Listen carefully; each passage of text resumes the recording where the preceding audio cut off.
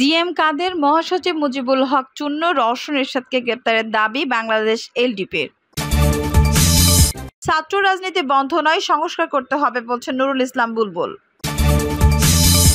এদিকে সত্যি রাজনীতি করতে চাইলে পায়ে হেঁটে জেলখানায় চলে যেতেন হাসিনাকে খালেদা জিয়ার উপদেষ্টা।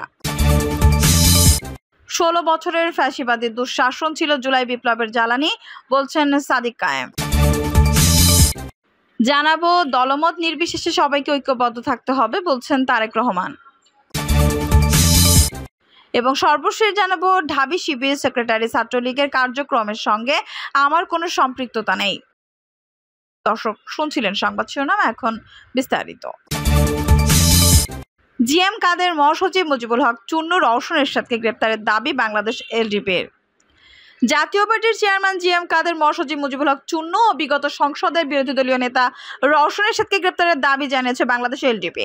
দলের মহাসচিব ও 12 দলীয় জোটের মুখপাত্র সাদাত হোসেন সেলিম বলেছেন, পরপর 3টি নির্বাচন ভোটারবিহীন নির্বাচনে অংশগ্রহণ করে আওয়ামী লীগের দোসর সহযোগী হিসেবে সঙ্গ দিয়েছে জাতীয় পার্টি। অন্তর্বর্তীকালীন সরকারের উদ্দেশ্যে তিনি বলেন, অবিলম্বে বিগত 3টি নির্বাচনের প্রধান সহযোগী এই 3 জনকে গ্রেপ্তার করতে হবে। রাশেদ খান মেনন, হাসানুল হক ইনুকে যদি গ্রেপ্তার করা হয় তাহলে এই দোসররা বাদ যাবে না।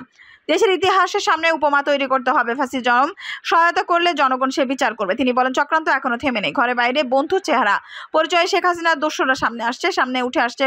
রং পাল্টানো ব্যক্তিরা, সরকার ও রাজনৈতিক দলগুলোকে সতর্কতার সঙ্গে এসব মোকাবেলা করতে হবে। সত্যি রাজনীতি করতে চাইলে পায়ে হেঁটে জেলখানায় চলে যেতেন হাসিনাকে খালেদা জিয়ার উপদেষ্টা।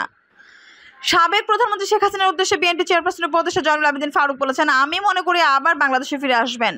বাংলাদেশে আবার আপনি রাজনীতি করবেন। যদি এটি সত্য চাইতেন তাহলে পদত্যাগ করার পর আপনি পায়ে হেঁটে জেলখানায় চলে যেতেন। আপনার ভাষায়, আপনার কথায় যদি আপনার লক্ষ্যকর্মী থেকে থাকে, উন্নয়নের কথা বলে, সে আস্ফলন আপনি করেছিলেন, সেটা যদি আপনার মধ্যে থাকতো তাহলে আপনি পালিয়ে যেতেন না। জয়নুল আবেদিন বলেন, বাংলাদেশ জনগণের এখন একটাই দাবি, আপনার জঞ্জাল পরিষ্কার করুন, কিন্তু জনপ্রতিনিধিদের সুযোগ দিন যারা সংসদে গিয়ে সংবিধান প্রণয়ন ও পরিবর্তন করবে।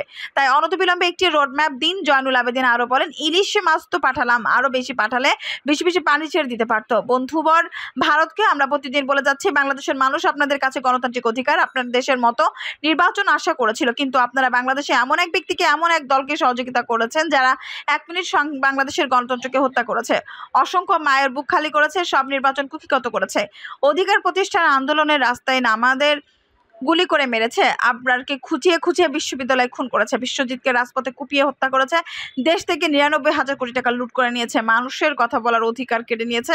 আপনাদের উচিত ছিল শত শত মামলার আসামি শেখ হাসিনাকে বাংলাদেশ ফেরত পাঠানো। যদি আরো বলেন, এখন আবু সাইদ খোকন মুগ্ধর রক্তের গন্ধ নাক থেকে যায়নি, অথচ এরই মধ্যে আওয়ামী লীগের সহচর আমাদের প্রিয় খাগড়াছড়ি রাঙামাটিকে অস্থিতিশীল করার ষড়যন্ত্র লিপ্ত আছে। তাই ভারতকে বাংলাদেশের মানুষ কখনো বিশ্বাস করতে পারে না। আমরা আশা করেছিলাম শেখ হাসিনাকে আপনার ভারত অবিলম্বে হস্তান্তর করবেন, কিন্তু সেই বিশ্বাস আপনারা এখনো অর্জন করতে পারেননি। যদি বাংলাদেশকে ভালোবাসেন, বাংলাদেশের মানুষকে ভালোবাসেন, তাহলে আপনাদের উচিত বাংলাদেশে যারা এখন ভারতে আশ্রয় নিয়েছে তাদের এক এক করে হস্তান্তর করা। অন্তর্বর্তীকালীন সরকারের উদ্দেশ্যে তিনি আরো বলেন, যত অস্থিরতাই তৈরি করুক, আওয়ামী লীগ তাদের কাছে অত্যাধুনিক অস্ত্র আছে, অজস্র টাকা আছে, তারা এখন সংগঠিত হওয়ার চেষ্টা করছে। আমাদের চোখ কান খোলা রাখতে হবে। দলমত নির্বিশেষে সবাইকে ঐক্যবদ্ধ থাকতে হবে বলছেন তারেক রহমান। শহীদদের আত্মত্যাগ ধরে রাখতে দলমত নির্বিশেষে সবাইকে ঐক্যবদ্ধ থাকতে আহ্বান জানিয়েছেন বাংলাদেশ জাতীয়তাবাদী দলের ভারপ্রাপ্ত চেয়ারম্যান তারেক রহমান। তারেক রহমান বলেন, আগামীতে ক্ষমতায় গেলে প্রত্যেক পরিবারকে খাদ্য সহযোগিতা হিসেবে ফ্যামিলি কার্ড দেওয়া হবে। শহীদদের আত্মত্যাগ ধরে রাখতে হলে দলমত নির্বিশেষে সবাইকে ঐক্যবদ্ধ হতে হবে। দলমত নির্বিশেষে সবাইকে নিয়ে দেশের উন্নয়ন করতে হবে। তারেক রহমান বলেন, রাজনৈতিক অধিকার প্রতিষ্ঠার পাশাপাশি দেশের অর্থনৈতিক মুক্তির জন্য সবাইকে ঐক্যবদ্ধ হয়ে কাজ করতে হবে। জনগণের নির্বাচন সরকার ছাড়া দেশের উন্নয়নের অগ্রগতি সম্ভব নয়। এজন্য দরকার ভোটের মাধ্যমে নির্বাচন, জনগণের সরকার। জনগণের অধিকার প্রতিষ্ঠার জন্যই জুলাই বিপ্লবে অসংখ্য ছাত্র জনতা শহীদ হয়েছে। তাদের কাঙ্ক্ষিত স্বপ্ন বাস্তবায়িত হবে। তিনি আরো বলেন, ভবিষ্যতে বিএনপি সরকার গঠন করলে বাংলাদেশে কতগুলো পরিবার আছে আমরা তা নির্দিষ্ট করব। আমরা রাষ্ট্রের পক্ষ থেকে একটি করে ফ্যামিলি কার্ড প্রত্যেকটি পরিবারের করে দেব। এই ফ্যামিলি কার্ডটি হবে পরিবারের মায়ের অথবা গৃহিণীর নামে। এই কাজটি প্রথমে গ্রাম থেকে, তারপর ধীরে ধীরে শহর, থানা, উপজেলা ও জেলা পর্যায়ে করব। এই ফ্যামিলি কার্ডে একটি পরিবারের মাসিক প্রয়োজন ও ভোগ্যপণ্যের কিছু অংশ এই কার্ডের মাধ্যমে পাওয়া যাবে। ছাত্র রাজনীতি বন্ধ নয়, সংস্কার করতে হবে বলছেন নুরুল ইসলাম বুলবুল। ছাত্র রাজনীতি বন্ধ নয়, বরং সংস্কার করতে হবে বলে মন্তব্য করেছেন বাংলাদেশ জামায়াত ইসলামীর কেন্দ্রীয় নির্বাহী পরিষদ সদস্য ও ঢাকা মহানগর দক্ষিণের আমির মোহাম্মদ নুরুল ইসলাম বুলবুল। তিনি বলেন, ছাত্রদের কল্যাণে বাংলাদেশ এবং দেশ কল্যাণে ছাত্র রাজনীতি ঢেলে সাজানোর উদ্যোগ এখনই নিতে হবে। বিচার বহির্ভূত কোনো হত্যাকাণ্ড আমরা প্রশ্রয় দেব না। আমরা এটাকে অন্যায় এবং ফ্যাসিবাদের অংশই মনে করি। যারা সুকৌশলে এখন ৫ আগস্টের প্রশ্নবিদ্ধ করতে বিচার বহির্ভূত হত্যাকাণ্ড করছে, এখনই তাদের মূলোৎপাটন করতে হবে। বৈষম্যবিরোধী ছাত্র আন্দোলনে শহীদদের পরিবারের সদস্যদের সঙ্গে মতবিনিময় ও আর্থিক অনুদান প্রদান উপলক্ষে এই অনুষ্ঠানের প্রয়োজন করা হবে। এ সময় জুরাইনে 14 শহীদের পরিবারকে 2 লাখ টাকা করে মোট 28 লাখ টাকার আর্থিক অনুদান প্রদান করা হয়। অনুষ্ঠানের প্রধান অতিথির বক্তব্যে নুরুল ইসলাম বুলবুল বলেন, আমরা রাষ্ট্রের কাছে দাবি জানাই, ফ্যাসিস্ট সরকার এবং তাদের দোসররা বাংলাদেশ থেকে যে হাজার হাজার কোটি টাকা বিদেশে পাচার করেছে, সেই টাকা দেশে ফিরিয়ে এনে শহীদ এবং আহতদের পরিবারের সদস্যদের সামাজিকভাবে প্রতিষ্ঠিত করার কাজে লাগাতে হবে। আহতদের উন্নত চিকিৎসার জন্য বিদেশে পাঠানোর ব্যবস্থা করতে হবে। 16 বছরের ফ্যাসিবাদী দুঃশাসন ছিল জুলাই বিপ্লবের জ্বালানি, বলছেন সাদিক কায়েম। ঢাকা বিশ্ববিদ্যালয়ের শাখা ছাত্র শিবিরের সভাপতি সাদিক কায়েম বলেছেন, জুলাই বিপ্লব ছিল সর্বস্তরের নিপীড়নের চূড়ান্ত সম্মিলিত বিক্ষুব্ধ বিস্ফোরণ। 16 বছরের ফ্যাসিবাদী দুঃশাসন ছিল তার জ্বালানি। এই গণবিপ্লবের নেতৃত্ব দিয়েছে আমাদের শহীদরা। খোদা প্রদত্ত জনকে কুরবানি করে তারা সাম্য ও ইনসানিয়া ভিত্তিক একটি গণতান্ত্রিক বাংলাদেশ গড়ার জিম্মিদারি আমাদের হাতে অর্পণ করে গেছেন।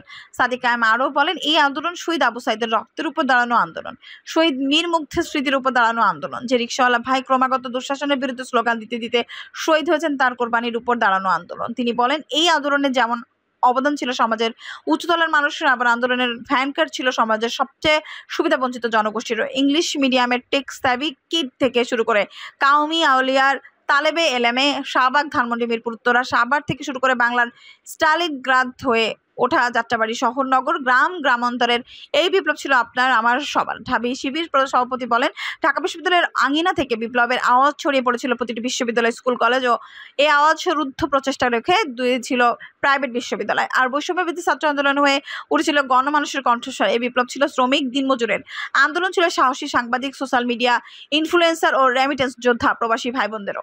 নিজের জীবনের ঝুঁকি নিয়েই প্রবাসীরা রাস্তায় নেমে এসেছিল দেশ ও জাতির মুক্তির স্লোগান তুলে। তিনি আরো বলেন, যারা আমাদের পছন্দ করেন, অপছন্দ করেন, ঘৃণা করেন, যারা আমাদের সংগঠন চিত্র শিবিরকে ভালোবাসেন, অবাধ্য করেন, ঘৃণা করেন, কার্যত সবার আবেদনই আমরা পেয়েছি। 36 জুলাইয়ের মহাবিজয়, ফতেহে মক্কা, ফতেহে বাংলা, ফতেহে কুস্তন নিতিহার সিলসিলা ধরে আমরা পেয়েছি ফতেহে গণভবন। যেদিন গণভবন সত্যি গণভবনের পরিণত হয়, সে সাদিক কায়েম বলেন, প্রতিটা ইনসান রাস্তায় নেমে এসেছিল। আমার ভাই বলল কেন, চাওয়ালের জবাব চাইতে। এই প্রশ্নের প্রতি উত্তরে যখন আমাদের উপর হায়নার মতো হিংস্রভাবে ঝাঁপিয়ে পড়া হয়েছিল, তখনই আমাদের শহীদের দাঁড়িয়ে গেছেন লড়াইয়ের ভ্যানকাট হিসেবে।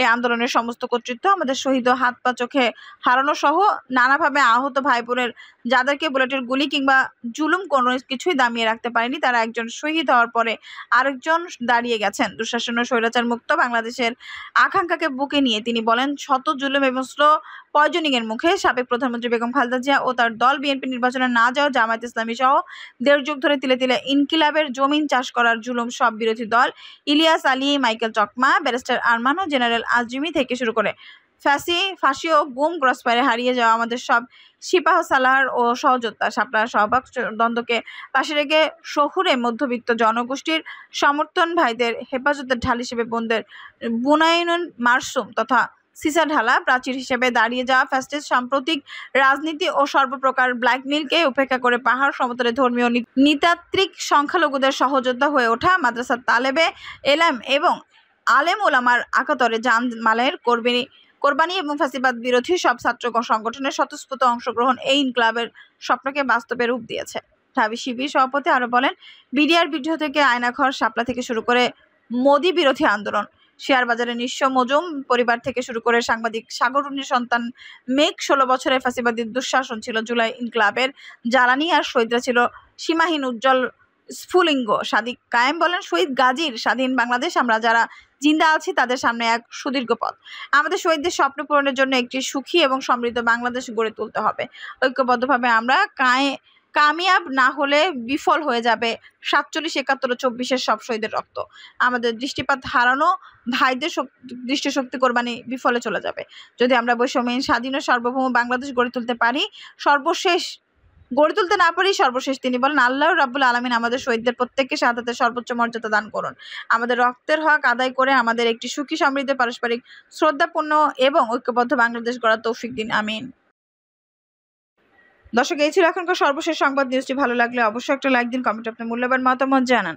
সবসময় আমাদের পাশে থাকতে সাবস্ক্রাইব করে বেল বাটনটি অন করে রাখুন। ধন্যবাদ।